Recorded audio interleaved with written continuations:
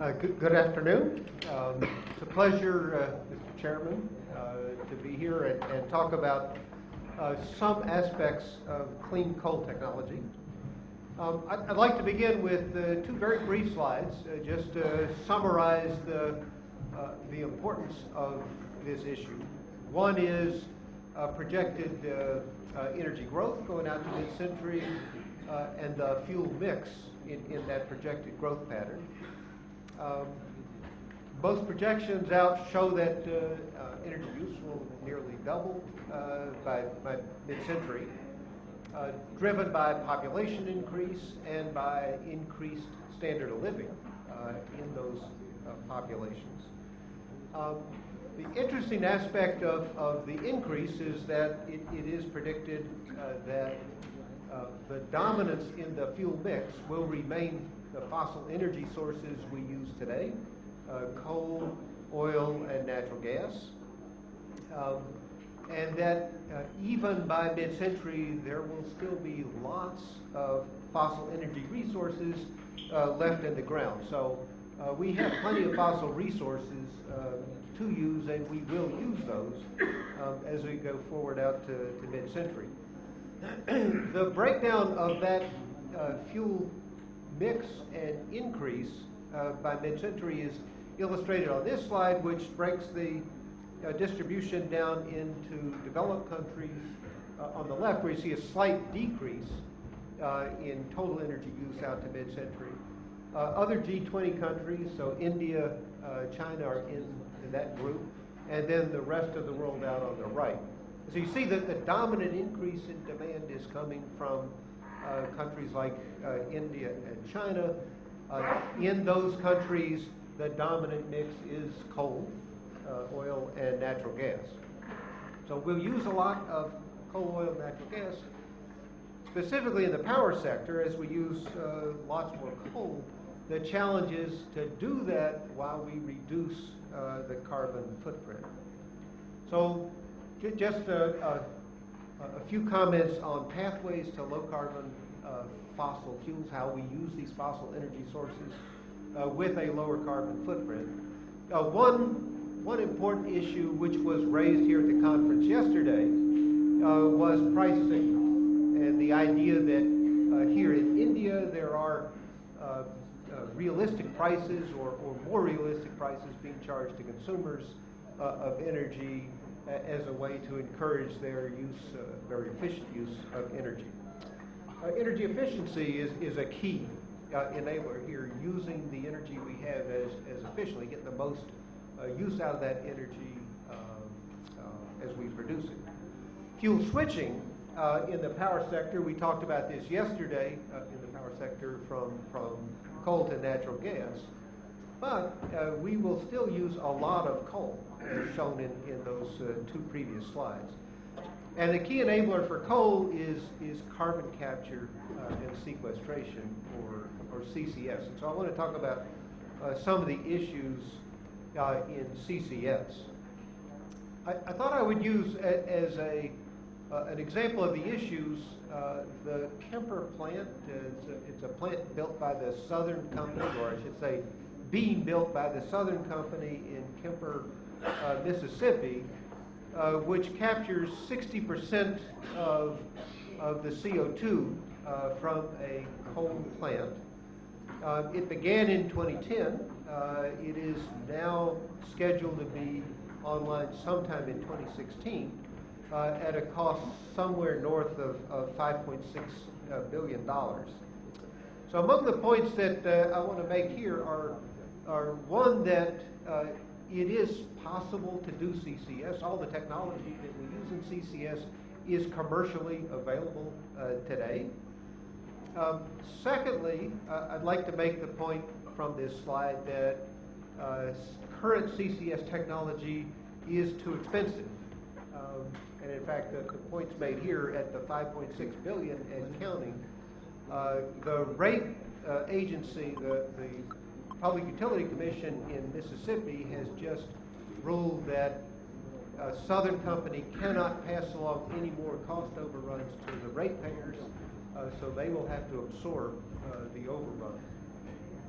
Third point I'd like to make from this slide is that there is not any use of carbon sequestration at this point with these plants. Although we say CCS, the carbon is being used for enhanced oil recovery in this plant as well as similar plants, say the NRG plant retrofit that's going on in Houston, Texas, simply because there's an economic market for that CO2, and there's not an economic driver to sequester the CO2. So for the moment, it's useful to do EOR as an early enabler of CCS. So that points to a number of the key issues, I think, in CCS, places where there's a lot of really interesting technology to work on. One is the carbon capture side, where I think the key is new technology to lower the cost. And I'll give an example of that in just a moment. The second side of this is the sequestration side, where there's a lot more we need to know about the details of the trapping mechanisms so that we can understand where is the CO2 and guarantee that it stays subsurface for long periods of time. We also need to be able to estimate with some accuracy the capacity of sequestration sites globally so that we have some sense of just how much we can deploy CCS as a global at-scale strategy. We need finally to understand issues lurking out there about induced seismicity as CO2 is injected, as concerns about that have been raised around the world. The example I'm going to give for novel capture technology is one out of a lab of Professor Alan Hatton at MIT in chemical engineering, in which he uses a variant on the current amine technologies, which are the incumbent technologies in carbon capture.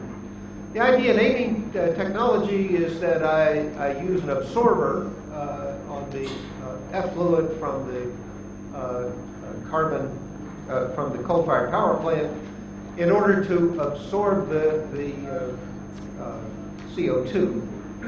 In order to recycle the amine, to make this an affordable process, I thermally heat up the amine with the absorbed CO2 to force release. And that's illustrated in the right-hand column here, the desorber.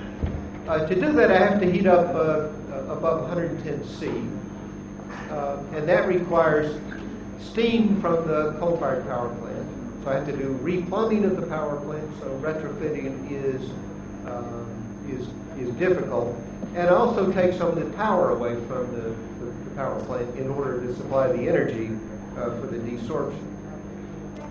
What Professor Hatton's group has done is to discover that adding a third component to the amine CO2 mixture and using electrochemical mediation of the absorption-desorption process can lead to much lower cost retrofit and much lower energy for doing the desorption. What they do is, by adding a copper species to the solution, under the right electric field, you can have the amine bind preferentially to the copper and release the CO2 so that you don't need the extra heat in the desorption part of the process. That means you don't have to do extensive replumbing of the steam system, and you have a much lower energy load on the power plant in order to do the absorption and desorption.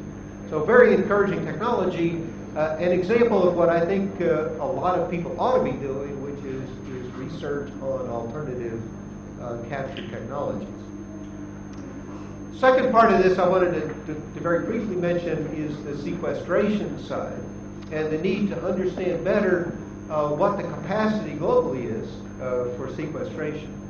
Now, to illustrate current work there with some work out of Professor Ruben Juanez's laboratory at MIT, looking at various mechanisms for trapping CO2 in deep saline aquifers. He looks at two different mechanisms for capture. One is capillary trapping, where you take advantage of capillary forces in the reservoir to capture the CO, or to trap in the CO2.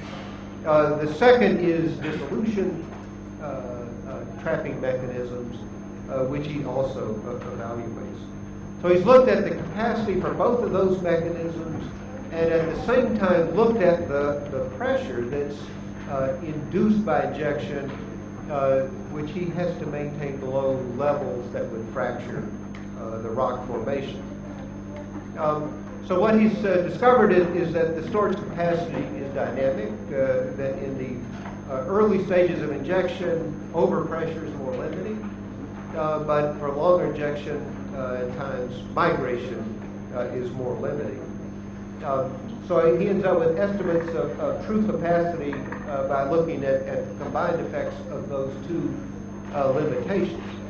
And what he finds is that indeed in large basins in the U.S., there is indeed ample capacity to do at-scale sequestration of CO2 for the next 50 to 100 years at the very least. So very, very encouraging results. But I would say there is a very active debate going on in scientific literature here. Professor Juanez and other groups at MIT are pretty sure there is a safe way to do the sequestration. So just to summarize my brief comments, CCS has the potential to be a key component in a carbon mitigation portfolio. And in fact, I think it's hard to imagine we're going to get there without using coal with CCS.